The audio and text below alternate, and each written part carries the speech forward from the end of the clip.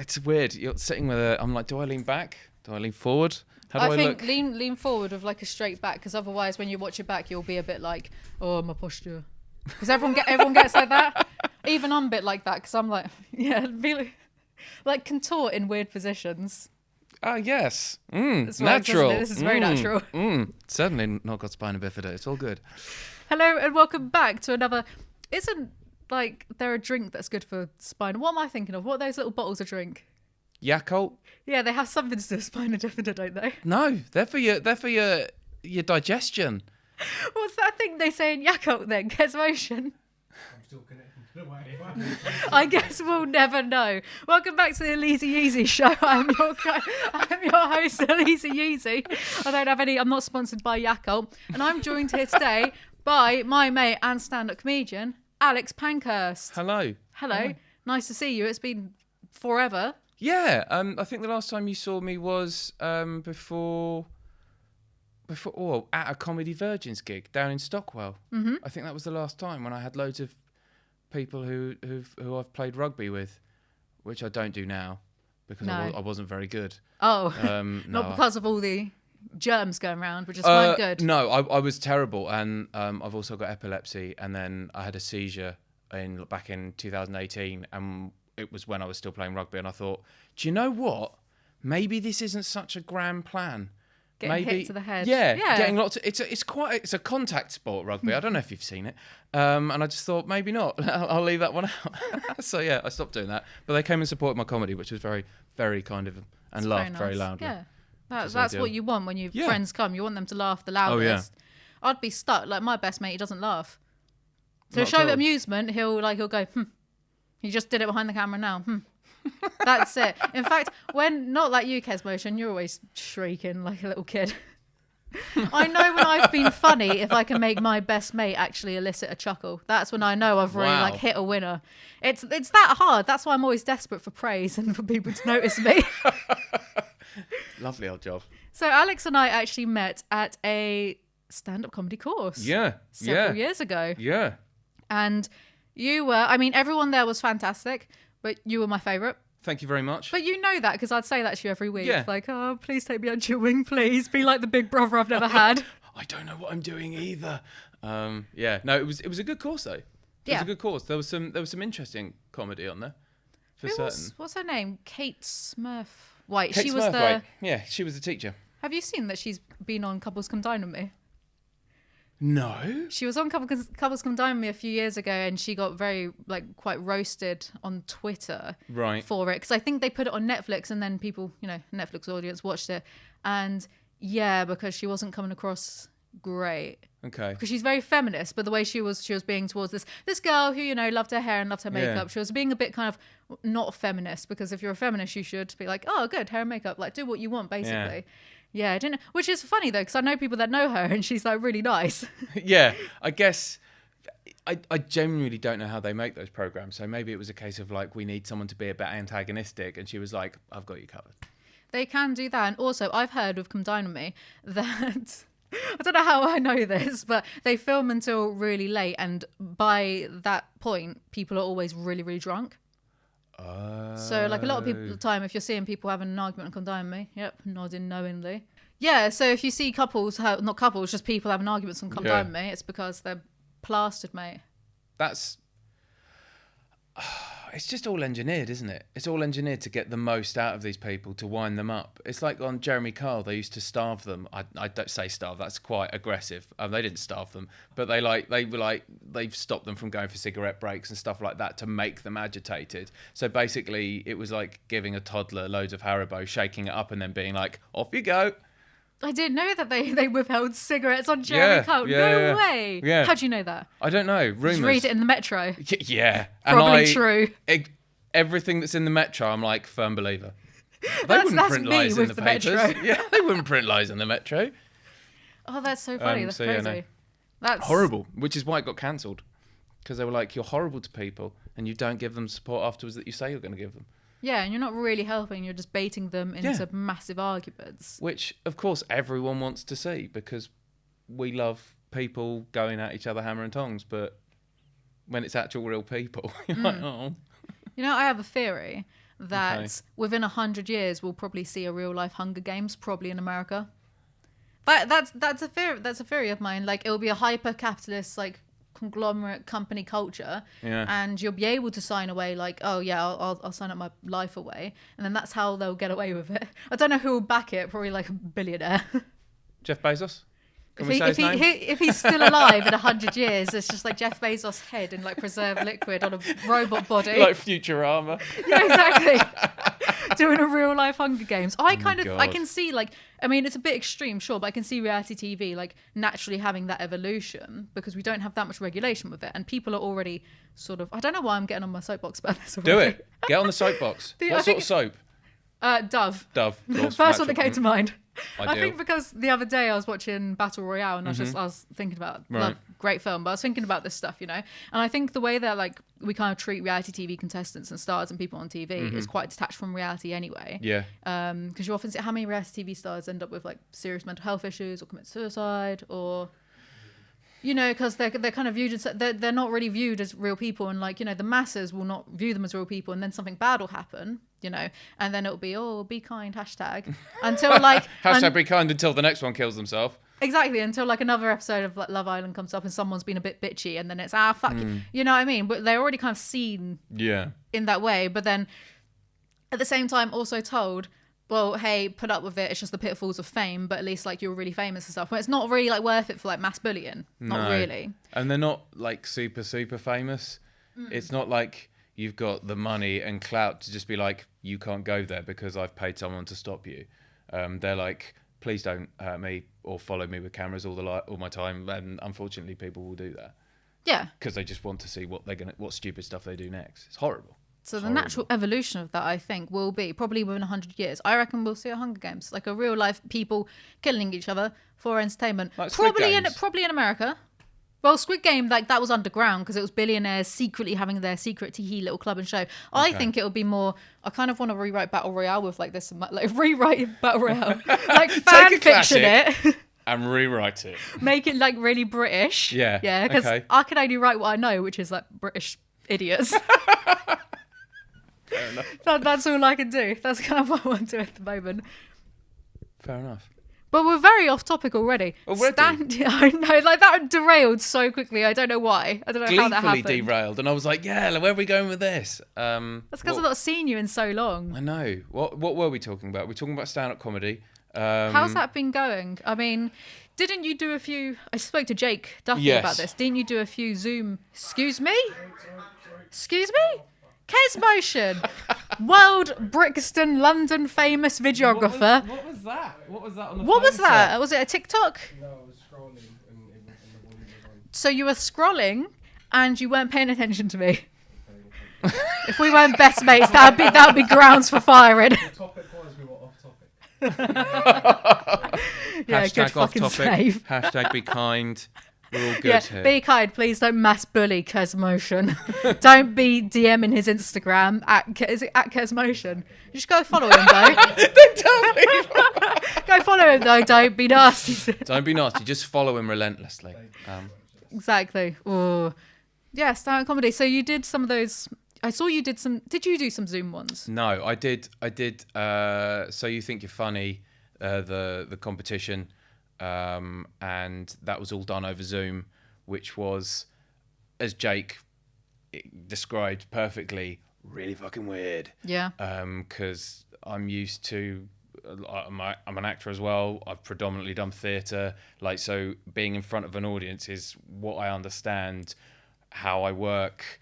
So to not have an audience, I'm like, what?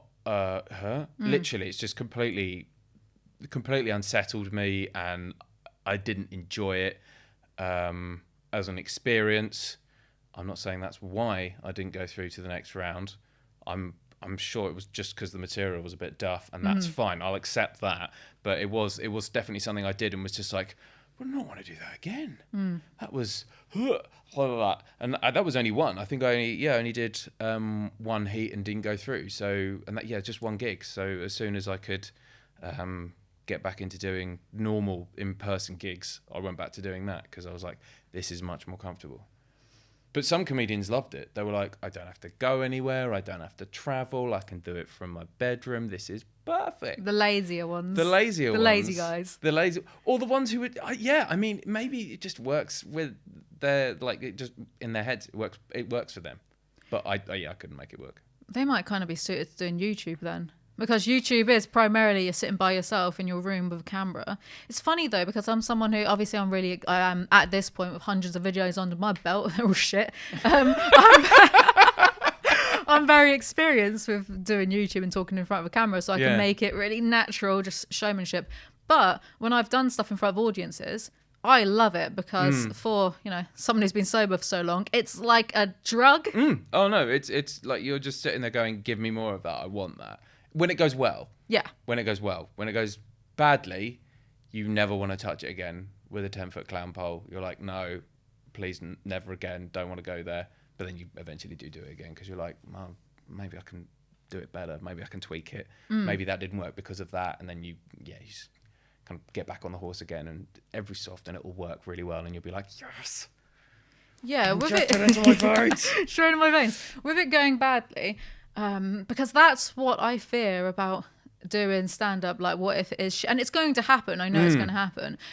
But I think I'd find it, like, how would you pull it back? It's funny, though, because I do singing lessons weekly, and my singing teacher has been making us do like these little kind of student concerts, like students and family. Like we had one on Zoom, which I did, and then we did one in person. Amazing. And there was someone there who was very new to singing, so they were incredibly brave for going up and singing in front of like probably 50 people in this place, so a bunch of strangers, right? And he was really worried about getting it wrong or like forgetting, because we'd done the rehearsal and he'd sort of forgotten some of his lines. And I said, look, if you do that, it's really endearing. If you just make a joke out of it, no one's going to give a shit and no one's going to remember it in a few weeks' time. Ironically, he did amazingly. I was doing mine, and halfway through, I forgot what my next bit was. So I just turned to my singing teacher, being like, oh, what do I do next? Made a joke out of it, and people just thought it was really funny. They thought I was really confident. So I know that I can do that. And the song was Fireworks by Katy Perry.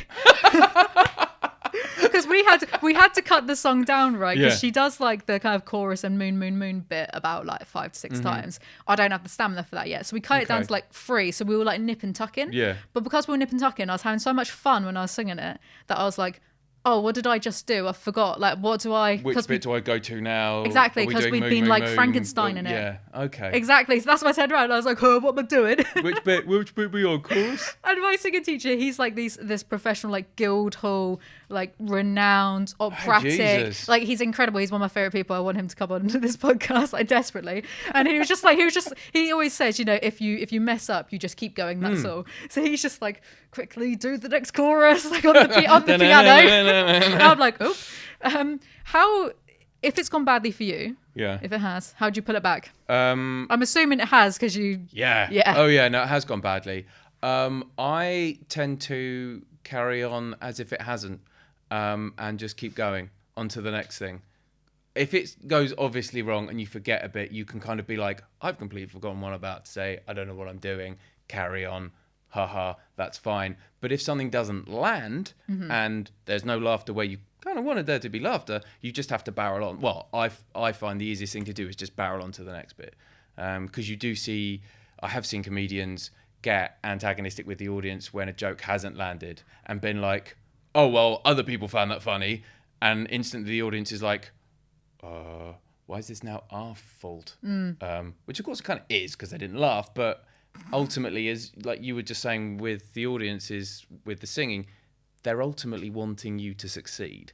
That is a weird thing. Like for the most part, the gigs that I've done, the under 50 gigs that I've done, all the audiences want to laugh. Yes. That's the point of going out to stand-up. Like, you want to have fun. Like, rarely do you get people who are like, oh, I want to be a dickhead. I want to see someone fail. I want to fuck up someone's night. And it's rare. So you can just, and I've done it before, just barreled on and just gone, no, that didn't work, next. And if that doesn't work, next. And if that doesn't work, next, and then get off. How would you like tunnel vision that though? I'd start to feel I think I'd flounder a little bit. I'd feel like a fish flopping around. So I recorded a gig that I thought had gone really, really well. And it was just a voice note on my phone, and I was like, oh, great, that went really well. People were laughing. It was great. I listened back to it. There was not that much laughter. I was clearly having a whale of a time off on stage, just being like, yeah, da-na, da-na, da-na, da-na, da-na. And then it was watching it back, just being like, no, they didn't find that bit funny that you thought they found funny, or that bit. So it's a delicious combination of ignorance on my part and just being like, they're having a great time, it's fine, carry on. And also, I think just knowing that the quicker I get through my stuff, the quicker I can get off. And when you're having a bad time, that can be a big enough incentive. You can just be like, I've got to get off. Yeah. I've got to get off, and this isn't working. Bye. But yeah, I've not experienced that too many times because I rehearse my stuff quite heavily, which I'm now trying to draw myself away from so I can be a bit more freeform, because it was becoming a bit like an act. Like you come on and you do that 5 minutes, and that's not really stand-up. It's just writing 5 minutes of funny material and delivering it at an audience. You're not kind of interacting with them, which is now what I'm trying to learn how to do. But that's why I keep going back and doing it, because I'm just learning something new every time and going, I've got no idea what I'm doing. That's good. I feel like most stand comedians probably they're probably at live at the Apollo still feeling like, I have no idea what I'm fucking doing. Why am I here? What's going on? I'd be interested to hear, because like being on stage as an actor, I feel much more comfortable. I know what I'm doing. You've got someone else's lines that you learn, you perform. There's a chance I'm going to be doing something in December, and that'll be exactly the same thing. It'll be a comedy piece. Fine, that's like bread and butter for me. I really enjoy it. But it's completely different when it's your own work. Yeah. And it's your own lines. Yeah. And if they don't laugh, that's on you. And you're like, God damn it, why wasn't that funny? I thought that was funny. But yeah, that is one of the things that you find like very early on when we were doing like the writing exercises back with Kate. Like you'd write something and you'd be like, this is comedy gold. This is, oh God, they're going to be laughing about this for years to come. And then you go back 2 weeks later and you're like, this needs to be burnt. No one can ever see this. This cannot touch the light of day because it is the scribblings of an infant. So it is, it's just a lovely learning process. Just doing something that is sometimes quite outside of my comfort zone. I'm very self-conscious about my own writing and writing jokes. I mean, even the writing exercises with Kate, I felt like during that, what was it, 6 weeks? Yeah. I was really, really challenged because at one point I wasn't even going to do, so like the final week we would have to get on a stage in front of like friends and family, a bunch of people, and do our sets. And I had no intention of actually doing it. Do you remember? Because I kept having like meltdowns. In fact, I rung my best mate who's behind the camera, DJ Congru, aka Machine Mind, aka the real Carl Pilkington. Oh wow! As opposed to that fake one. Yeah, the fake one with Ricky Gervais. Now this is the real Carl Pilkington. I rung him one of the weeks. I was walking back from lesson and I was crying because I was having like literally a breakdown over it, being like, I'm not funny. I can't do anything in my life. Everything's shit. Fast forward a few years, I still feel the same. I'm still like this every 3 weeks. Nothing's changed. Everything is the same. It's fine. Yeah, pretty much. But I find writing jokes very difficult. I tend to stay away from it. I can't do it.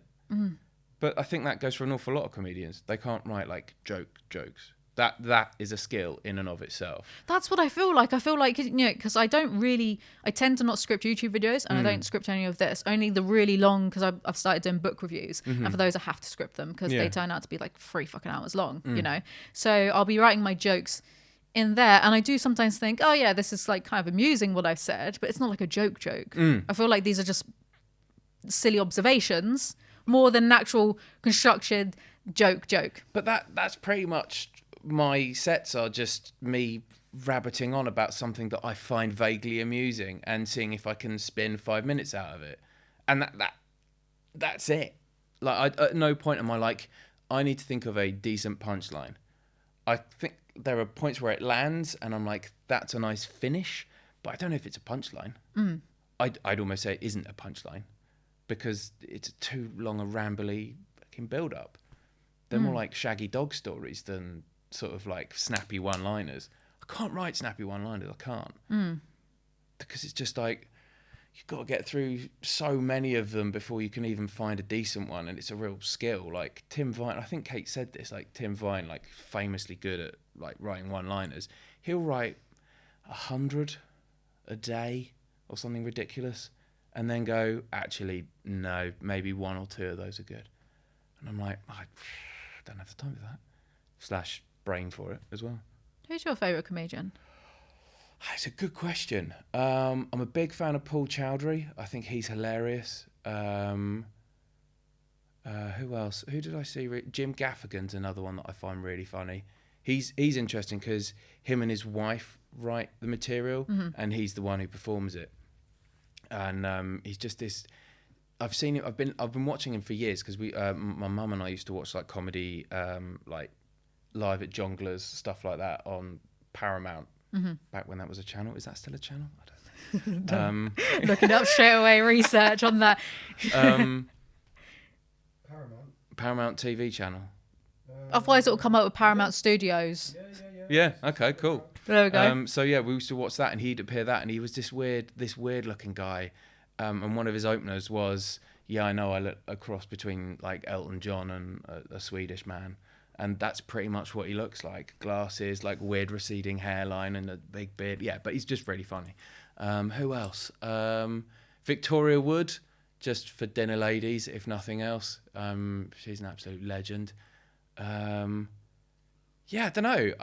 I'm really easy to make laugh as well. Like I laugh quite readily. So I've seen loads of performers like just doing stand-up that I fucking find hilarious. I mean, obviously can't remember their names now because I've been put on the spot, but they do exist. They're out there somewhere, probably doing a circuit right now. Yeah, actually working. Actually doing what they should be doing. Well, because I think you're brilliant. I don't say that readily. I mean, my channel's built off of being like, oh, this is a bit crap, isn't it? About anything anyone does. Oh, this show, Paul Blart, movie, Paul Blart Mall Cop 2, terrible. This terrible. Actually, I've changed my mind about Kevin James. I just filmed an apology to Kevin James that I might put up. Really? What was your beef with Kevin? I'm just trying to get him to notice me because I think I should get into beef with like actual celebrities because it would be good for my career. I wish I was even joking. I watched Paul Blart Mall Cop 2. Have you ever seen it? I've not seen either one of the Marked Cop series. I don't know how to explain it. He's this mall cop. Yeah. And I said Mark Cop. I just realised that. I said, I've spoonerismed that. Well done, Brown. Huh. He how do you explain Paul Blart Mall?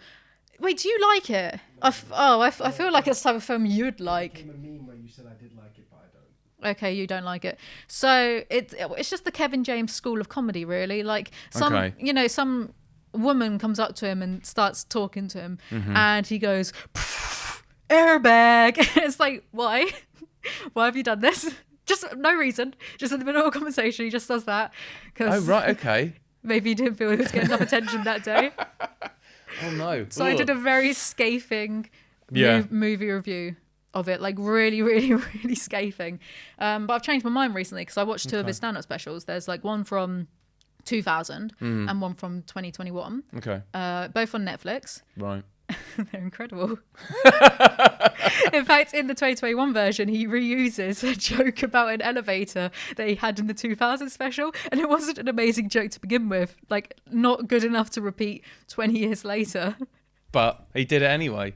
Yeah, and it just turned into, because I was with my partner when we were watching this, and we were just laughing like really hard at him, and not with him, just at him, to the point where it's kind of like, I'll take it. It's kind of like now I kind of feel like I weirdly like him, in a way.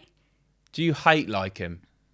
Well, it's not even hate. It's just kind of like, oh, look at you. You're just being weird. It's pity. It's pity. It's like pity him. But if he did a stand-up tour in London, we would buy a ticket and go to his show, and we'd probably be laughing the hardest there, just at him, because like out of pity. I can't explain it. I mean, you're doing a very good job of it. I should probably try and get like clips or something of this. It's incredible. There's this bit in this stand-up show where he's talking about being at a bank, and he's like, because he does a lot of, you always get this guy who's like doing this. So he's at a bank, and he's like, there's that guy at the bank, and he's always jangling his keys in his pocket, and he starts walking across the stage like jangling and wriggling, and it's like,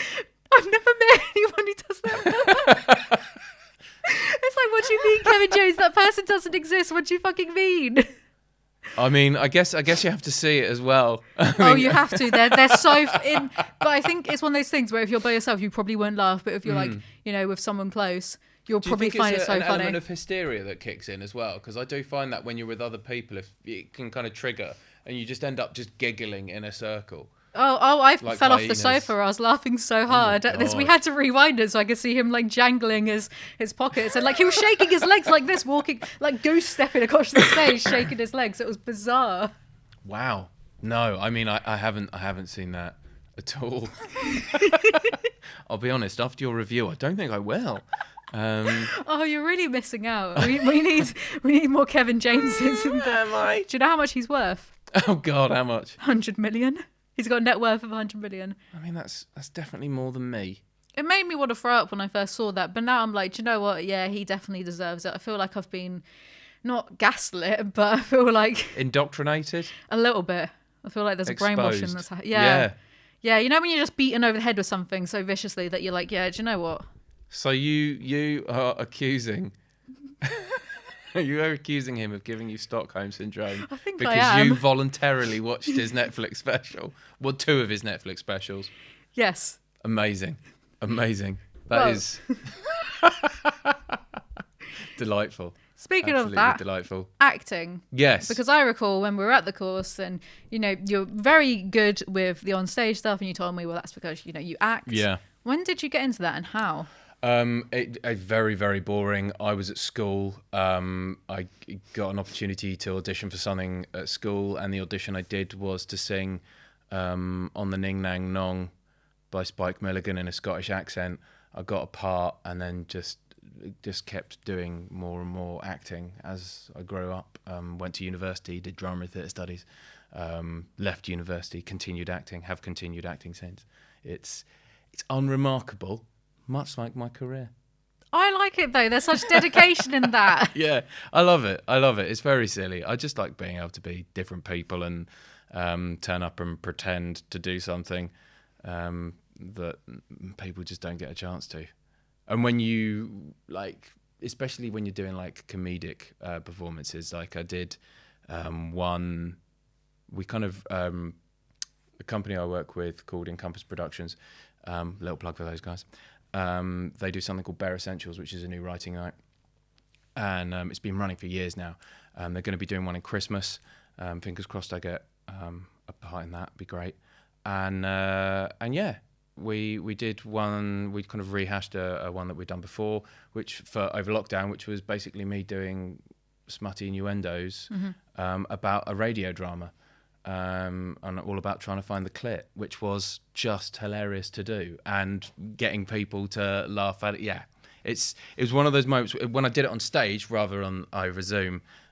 You got like waves of audience feedback. You could feel the energy in the room. It's like, oh yes, that was another one of those. Just inject it into my goddamn veins.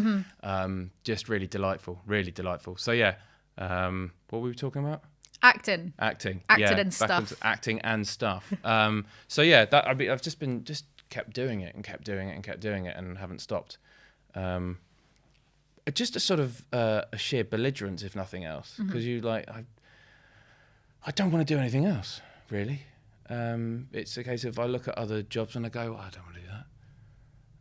Other friends have retrained and become lawyers and done stuff, and I'm like, no, don't want to do that. Don't want to be a lawyer. No, thank you. Definitely don't want to be a doctor. That's far too much responsibility. You've got to look after people. You've got to keep them alive. I can't bother for that. I'd be like, sort yourself out. Christ, why are you coming to me? Jesus, wept. Why? Stop bleeding everywhere.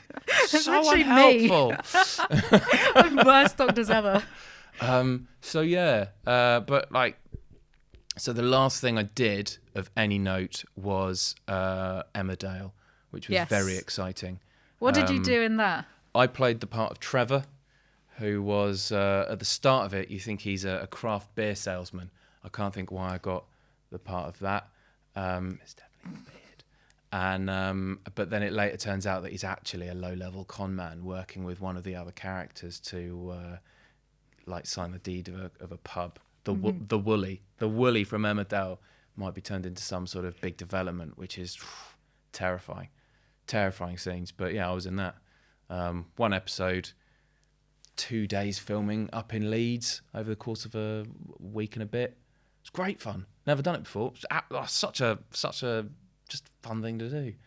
Got to dress up, which is always fun. Someone gave me a hat. I was very excited about that. I was like, they've given me a hat and a bag and a set of car keys. I was like, I didn't even use the car keys. I was like, this is extraordinary. So yeah, did that. And that aired 17th of November. I've just realised my mum probably saw that. Quite possibly. She'll probably watch this and be like, oh, look, there's Trevor. There's Trevor. Evil, twisted Trevor. Dirty little Trevor. Was it just like the one-off episode, or is there a chance for it to be recurring if you get this pub? I'd like to think yes, but one of the lead characters says, I won't need you anymore. At which point, when I read that in the script, I was like, yeah, it's definitely just one episode.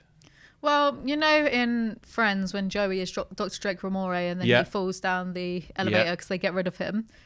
Maybe if they could bring him back from the dead with someone else's brain. They did it with Dallas. Body. They did it with Dallas with the shower scene. Mm-hmm. If you remember that at all. I've read about it on a BuzzFeed listicle. A listicle. Yeah, amazing. I love reading those listicles. They're so good. If they can do that, then I think they can bring. I think they can and they should bring Trevor back. There you go, Emmerdale executives, bring Trevor back. Start a petition. Trevor #free Trevor. Free Trevor from the prison that he's not in. It sounds like something from GTA, doesn't it? What is that? There is a character. Trevor, there is a character called Trevor, who's the lunatic. And he's based off of that crazy bloke in The Walking Dead. Oh, it's all coming together now. Maybe you should be on The Walking Dead next year. Is it still going? Yeah, I think so. It has become The Walking Dead, literally. Yeah. Christ. They're like, when are they going to die? They don't. They're the undead. Haha, surprise. Just keep repeating it. The same thing over and over again. I know. I love how, my opinion of it, because I'd never seen it before until earlier this year. And then I binged it all, binged the comic, all of that. I was really into it. And now, the recent season, I gave up after 4 or 5 episodes because it was just kind of like the writers are just not even trying. Because they have this lunatic bloke who was he was being crazy for the fucking sake of it, and it was so contradictory, it didn't make sense. It's like, it's 12 years into a zombie apocalypse. You don't get to be crazy for the sake of it and have a following. They would have done you in by now, because you can't lead by just being mental in a zombie apocalypse when there's no rules anymore. There's no social norms. All I'll say is it took 2 Netflix specials to get you indoctrinated by Kevin James, and you're still going on about it now. So who knows? Come back in 12 years, and if you still like Kevin James, then we'll talk. Then we'll talk. It's just he's so sweet, isn't he? How he can't do anything right. He's quite sweet. Actually, though, he shaved his head. He's got a YouTube channel. Okay. So I reacted to some of his videos again in a video I've not put out yet, and it's these weird little short films, 3-minute videos he's doing. He shaved his head. He looks a bit like Jason Statham. What? But like a Kevin James version of Jason Statham.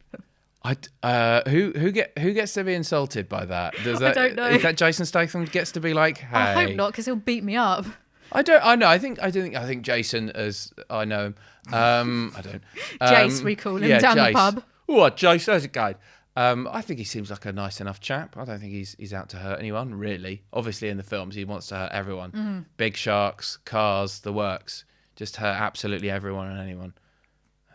He was really good in Spy. I really like that film. Very silly film. I would recommend it. Doesn't have Kevin James in it, so you might not be on board. It's a shame. Do you know what got me on board with the Kevin James train, let's call it?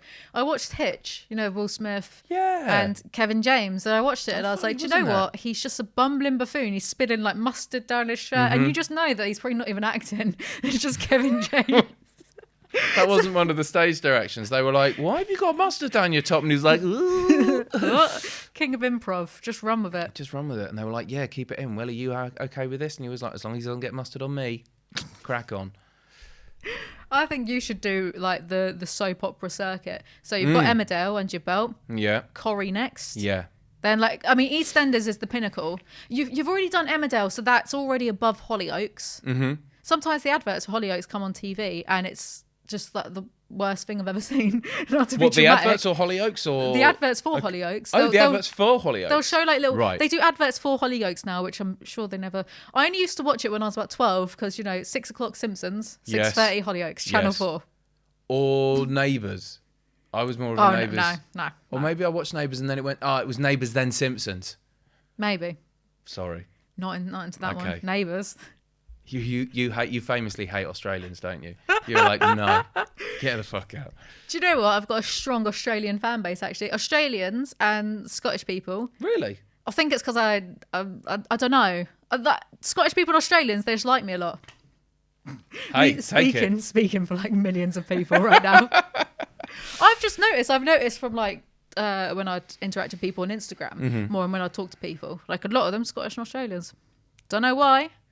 There you go. Is it offensive if I say, is it because I say cunt a lot? Is that offensive? Because I in think Scotland, the word is yes. But who cares about that? It's just a word. In Scotland, I've got enough Scottish mates, so this is true. They do use cunt as a term of endearment. Oh yeah, no, the Australians and If you're a friend, yeah. you silly cunt. yeah, the Australians have perfected the art of using the C word in The a way C word. that is incredibly lovely, but you never quite know. Especially if you've just met them for the first time, you're like, are you joking? Are you not? And you don't know, and you never will. And it's like, fair play to you guys for being able to take a word that everyone knew was pretty out there and like, oh, you don't say that, and just being like, I can say this whenever I fucking like, and no one will know. In fact, that's a tip that Kate gave us.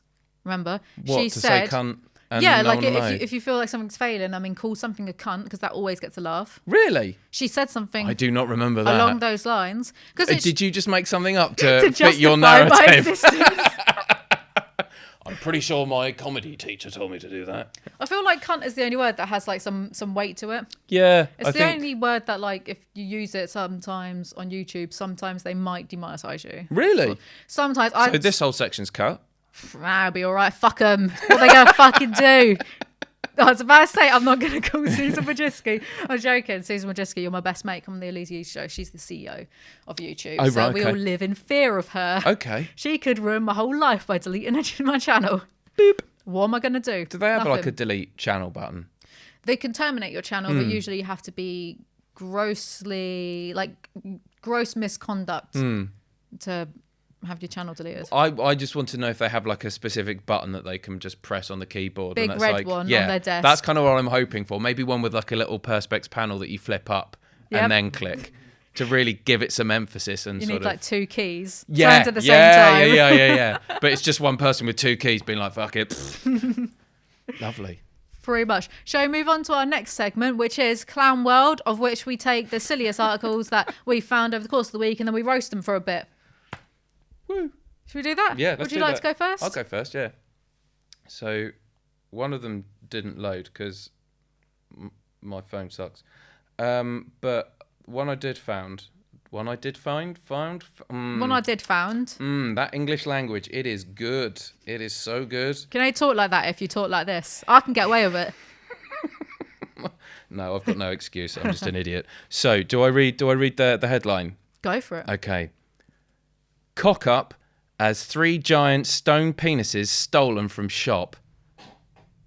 I didn't hear about this. This is right on my street. I'd have heard of this. What's going on? I found this and was so happy.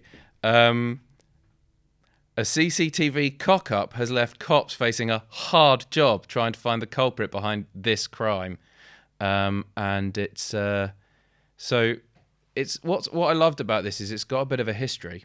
Mm-hmm. It's not just this one cock related crime. There's more cock crime in as much as Jason Hadlow hit the headlines in 2010 after a 4-foot concrete penis was seized from his shop following complaints of said massive concrete penis. So after that, he... I'll read the whole article. 3 giant penis-shaped garden ornaments have been snatched from a shop, which hit the headlines after the owner refused to remove one of the obscene statues from his window display. What a window display! Can you imagine just being like, I want a window display. I don't want to go Selfridges, classy, snow, baubles. Well, a couple of baubles. But like just a massive stone phallus. Anyway, I'll carry on. Jason Hadlow, 58, owner of Simply Dutch in Leaming Bar, North Yorkshire, was forced to look on as his beloved 4-foot masonry manhood was seized in 2010 following complaints from the public. But the defiant businessman declined to pay the £80 fine to have the stone sculpture returned to him. This is the bit that got me. And instead ordered 150 more from Indonesia. And how tall are these? How big are these? So I think these are more sort of 4 foot, sort of like 3 foot to 4 foot penises. But Indonesia appears to be the capital of concrete cocks, which is just fantastic. The incident led him to launching the Free Willy campaign with pictures of concrete penises appearing online in various locations. This guy is a hero because penises are inherently funny. For me and many other people. North Yorkshire police eventually bowed to pressure and released the statue to the shop. But now, 11 years later, the final 3 ornaments... So I'm only getting this. So he had 150 and there are only 3 left. The final 3 ornaments were stolen around 10 p.m. on Monday night. The thieves also took 5 cast iron stags, 5 concrete dogs. This guy loved a statue. What kind of... He's got a statue shop. That's what he's selling. Simply Dutch, the statue shop with little concrete... Emporium. Well, not little. Big. Not clearly. Big hard. The shop owner clearly is having a whale of a time with this as well. I can't believe anyone would want to steal some concrete willies, the shop owner said. I'm like, no, you're wrong there. They absolutely bloody do. It's the end of an era. They were sentimental to me. It was a big story at the time. I'll probably not see anything like them again. Just order more from Indonesia. Yeah, especially if you got 150 Yeah. before. Well, only 3 now and they're gone. Don't rub the salt in the wound. I'm a bit sad, but ultimately we weren't selling them. I'm a bit sad, but ultimately we weren't selling them. Is this a crime or is this just brilliant? I hope they will get some use out of them. I can't imagine what. You were the one who bought 150 in the first place. The statue's often used as bollards or water foundations. What are water foundations? Do they mean so water like the water's features coming out the... Yeah, I'm hoping they mean water features because that's even better. Apparently they had fallen out of favour over the years. Can't think why. Jason, who has run the shop for 20 years, said he kept the statues for the sentimental value.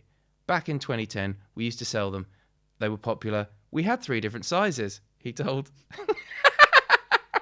He told them, I had them in the window at the time. Somebody complained that they was offensive. Yada, yada, yada. If anyone is offered a metre-high concrete penis or a full-size cast-iron stag, I'd be really appreciative if people could contact the police or alternatively shop in strictest confidence. That is amazing. He added, we should have had night vision out there. Frankly, we cocked up. Nice that he's having fun with it. I mean, I don't know if he's actually annoyed. There's a photo of him looking, he's sort of pointing where they were, but I don't get the impression he's that bothered. I think he's just happy to be in the paper again. What news site is it? It's Metro. Of course it is. Of course it is. They've always got... What are those... What do we call those pictures where they... compensation... Compo faces. That's it. He's doing a compo pose, like pointing to where they used to be. Yep. But yeah, I saw that and I was like, if I can't bring that to more people, then I've wasted my time. Frankly, I feel like I've wasted yours somewhat. Apologies. All my time's a waste of time. Don't you worry about that. I'm very nihilistic in that sense. Good. Huzzah, I say to that. Yeah, so there's a man who's lost three giant penis statues. If they're made of concrete and they're like 3 to 4 feet tall, wouldn't people have seen them, dragging them? How wouldn't they have known? Clearly, it's a well-planned operation. It's a thought that's gone into this. Two people per penis. Yeah. You don't want it dragging on the ground because of the noise. There's clearly a van close by because they also wanted some cast iron stags, and they're going to be heavy. I've listed some things that are cast iron and they've always been quite heavy. So I'm assuming a stag that's also made out of cast iron would similarly be quite heavy. So stole the peni. Penises, peni. I think, yeah, peni. Yeah. Why not? Peni. Dogs. I forgot about the dogs. The dogs. Don't forget the dogs. The dogs and the stags. And the stags. Yeah. Oh, and trucks can carry that kind of weight. Apparently so. Is that how they did Stonehenge, do you reckon? Just got some vans. Mm. There you That's go, why they've solved the fucking mystery. Ford Transit. Done. Ford Transit, and they haven't been able to find any tracks because it was so long ago. So the tracks have disappeared over time. This is brilliant. I just, me, by myself, just solved the Stonehenge mystery. Excuse me, guys. Have you thought about the use of a Ford Transit? No, you haven't. Always thinking, me. Always thinking. Don't You're fuck welcome. with this brain. Oh, no. Have you ever been to Stonehenge? I've been past it. I don't think I've ever Everyone been. goes past it. Yeah, on the A303. It used to be all right because you used to be able to like park up near it and then just walk a little bit. And now they've got this whole centre, you know, for the mystery of Stonehenge, and they've got these little. I don't know what they're like reconstructions of what those types of people. That sounds really bad. What are they? Were they Neolithic? What are they? What were they? Old, really old. Those old geezers. The types of houses they've really managed the to like types kind of of Ford Transit they drive. they've kind of tried. They've really longed it out. Yeah, They've really longed out Stonehenge to charge you like 20 pop a ticket. they've just really stretched it out and made sure that you spend 20 quid's worth of time in and around the vicinity. And then of you the have to Stonehenge. walk, or you get a bus to Stonehenge. Whoa, there's a bus. There's a How little far bus away there from Stonehenge are you? Did It's they about start it in Salisbury? It's about a 30-minute or 20 to 30-minute walk, I think, if I recall. You get a little map Okay. and there's like a little fence that you could just walk over, but there's a little fence so you can't even get near Stonehenge, Right. probably to hide any of the tyre marks if there are any. But the thing is, because they're running a bus up and down, those tyre marks, they're just going to be lost under the bus. I think this is a conspiracy. I think they know about the Ford Transit and the fact that it built Stonehenge, and they've just covered it up with a bus. The Ford Transit built Stonehenge. Yeah. Not the geezers. Well, no, they helped to build Stonehenge. Yeah. I mean, admittedly, they still have to get it in the back of the Ford Transit. I can't imagine they put it on top. But do you ever? Push really hard onto... You just don't mess with my brain. I can solve anything. Pyramids, solved it. Machu Picchu, solved it. What's that one? Pumapunku, solved it. What? We watch Ancient Aliens. That's what I'm gesturing to my best mate. We watch a lot of Okay. Ancient Aliens. Right. I could solve it easily. Just give me like 5 minutes Do you at the think location. do you think the Ford Transit was responsible for the pyramids of Giza? Or do you think the geezers who were driving the Ford Transits were responsible for the pyramids, and that's how they got their name? I don't know, because they're pretty... I mean, Stonehenge, right? Like, compared to the other great ones of the world, it's a bit... a little bit... They didn't try very hard, did they? Have you heard that there's a Woodhenge? Is there? Yes. Where's this? I don't know, but I remember hearing about it and thinking, What, made of that's wood? hilarious. Yeah. Well, that's rubbish. I could do that. That's not impressive at all. Woodhenge. That's a DT project. Thank you. Gone I think we rogue. did that in year 9. Yeah. It's actually a thing. What, Woodhenge? Yeah. Well, we're not just lying about No, I stuff, don't- I Kieran. don't- We wouldn't do that. We I wouldn't come onto my lie about podcast and Woodhenge. lie. No. I mean, I've just talked about concrete phalluses for about 5 to 10 minutes, so anything's possible. As you should. Do you know where it is, this Woodhenge? Wiltshire. Again, so similar place to Stonehenge then? It's 2 miles east of Stonehenge. There you go. What, Woodhenge? Bunch of tree stumps. Wait, where is it? Sorry, I wasn't paying attention. Wiltshire. Wiltshire, where's that? 2 miles. I used to know someone with the last name Wiltshire. About 2 miles away from Stonehenge. This is my level of professionalism. I just say anything that comes into my head. So, 2 miles away from Stonehenge? yeah. Oh, it's like the unwanted middle child, isn't it? Like no Yeah. one pays attention to that one. So what's the Too youngest? close. What's the youngest? Hayhenge? Pebblehenge? I'm trying to. I'm going like 3 Little Pigs, unfortunately. Yeah, Straw, wood, and then brick. Strawhenge. Yeah. Yeah. So probably a straw henge. A strawhenge. Sounds like what you're doing, like a philosophical argument. Strawhenge someone. What's that? I don't know. I was trying to say something about straw manning and then I just lost the straw plot. manning. See? Know what I'm talking about. Believe me about Stonehenge. Vans. Vans. Ford Transit vans. To be fair, it could have been any make of like large white van, but obviously Ford Transit is synonymous with, heavy duty lifting. Imagine just like, I'm going with Neolithic. There's going to be one person in the comments that's like, actually, you weren't there, so I don't give a shit, mate. I want to say it's Stone Age. There we go. They were Stone Age people. They built Stonehenge. Imagine like a Stone Age geezer with his white van, a white Yeah. van Stone Age man Yeah. being like, well, I've- mate. I've gone proper Flintstones with this. He's got a club. He's got the little leopard print sort of Toga thing. thing. Yeah. I was trying to think of the word then. I was like, sash? Little Not a sash. Maybe he had a sash. It's Who quite knows? sweet. Yeah. let's move on to this. Isn't even really like an article. I just think this is so ludicrous. Okay. I had to go onto the Daily Mail, the female section of the Daily Mail, because the Daily Mail has a section called female, a play on the word male for the females. So is it? Please tell me they haven't done it on like pink paper or something absurd. Yeah, the heading's pink. This is where the women go because they're not allowed to like the main club bit, kind of like the Freemasons. This is the ladies' club section of the Daily Mail, and this was just so ridiculous. Yeah. Fear of Omicron, the new variant, is killing. What's it killing? Can anyone take a guess right now? What is Omicron besides Christmas? What's Omicron killing? Delta, not Delta. Well, UK's motion. Last one. Don't just. He's having a good hard think, aren't he? I think he's broken. I think he's blue screening. Brunches. Do you know? Close. Killing festive finger food. I mean, I'm immediately like, we should stop calling it that. Party hosts will ditch dips, nuts and canapes at Christmas buffets and ask people to sanitize their hands on arrival, survey reveals. This is the height of what the Daily Mail thinks the women should be concerned about. Not Omicron. I keep almost saying Omnimon, which is a Digimon. I'm sorry. Oh, right. Fair enough. No, I can understand. Yeah, he's that. a really cool Digimon because he's like Metal Garurumon. He's got the head of Metal Garurumon on one hand and he's got the head of War Greymon on the other one, and they use him to defeat the virus Digimon that like duplicates itself and almost sets a nuke off. Really heavy stuff for a kids film, huh? I mean, I've never watched Digimon. Oh, you're missing out. Like that's the good one. Okay. Yeah, okay, Digimon's fun. I keep wanting to say Omnimon, so I apologise for that.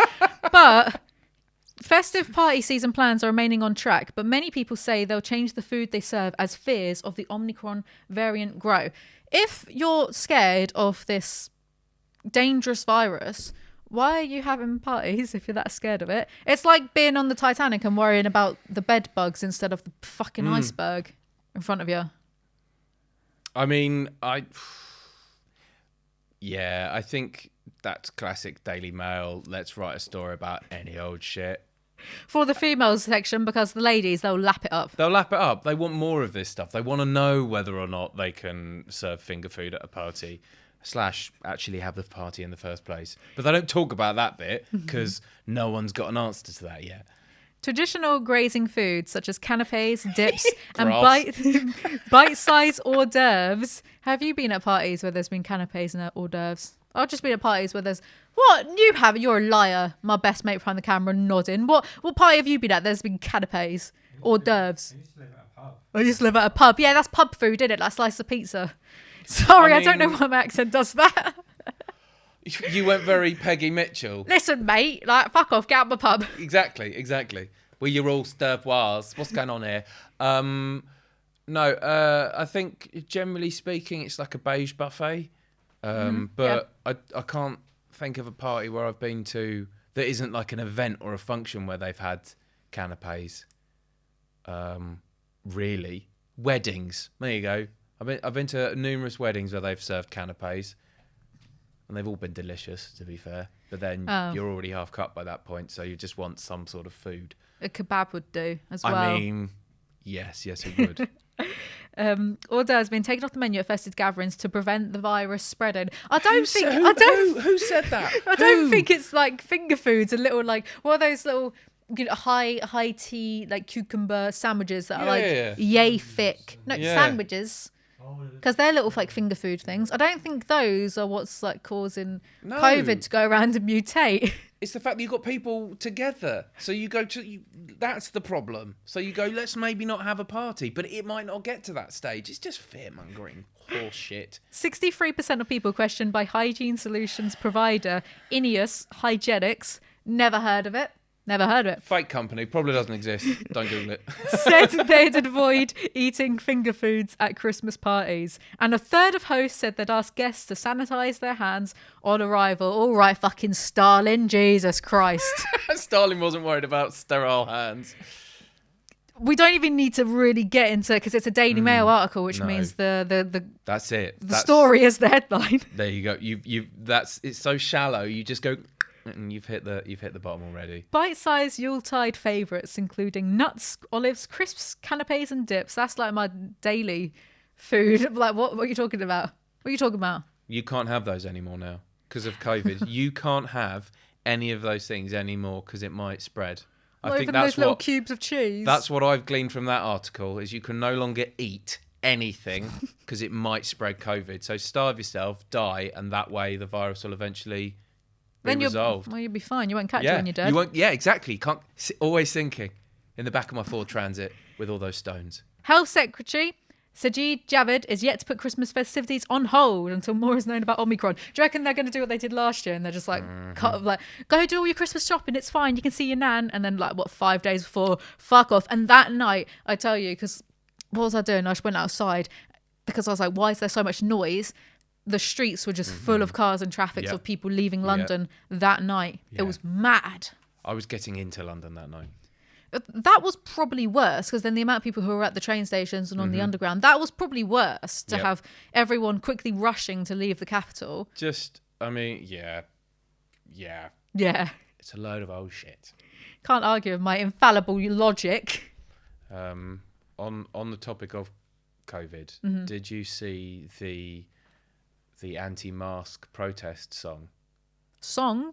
Yeah. Did No. you not see? It was on Twitter. Piers Corbyn did a song about Jeremy Corbyn's, I believe so. if they say so. Yeah, assuming so. And they did a song all about. It starts with a man asking a fictitious person, "Isn't wearing a mask like trying to keep a fart in your trousers?" What? And then they make a song out of it and dance down a carriage. Well, not to be crude. Sorry. Firstly, who's they? Who's doing this song? Oh, it's a flash mob. Sorry, I forgot to mention that. A flash mob. Oh, Yeah, how lovely. It turns into a flash mob. As someone who likes the performing arts, this rankles on so many different levels because it's badly done, badly acted, badly sung. The song's shit. And it doesn't make any sense. Well, that doesn't make any sense. Wearing a mask is like trying to keep an F word in your trousers. Yeah. But like, if you need to do an F word, you're not going to pull your pants and trousers off to do it, are you? No. That doesn't make any sense. No. Have you ever tried to keep a fart in your trousers? I can only assume you'd need some sort of plastic bag. But it doesn't make sense. It's like, what? That doesn't... No, it doesn't. It doesn't make any sense whatsoever. I'm upset by that, actually, because my brain is refusing to comprehend. That was Wearing a the other mask is story like that I wanted to bring. Wearing a mask is like trying to keep a fart F in your word trousers. in your trousers. I don't understand. I mean, it makes no sense. My brain's blue screening. Yeah. I don't blame you. Everyone was just like, what? You can breathe through a mask, albeit it's not comfortable, No. but you can still, especially like the bullshit one that I've got, one of the rewashable ones that's like, not fucking, so if you're running for a train, ugh. But you can breathe through it. Yeah. And if you do F word, that just passes through your trousers because it's Can I ask? gas. Is it okay to ask why you are calling a fart an F word? Because it's disgusting. Okay. No, it's like that, and these things, F words as well. Yeah, very neurotic. Trainers. Do you know what's in them?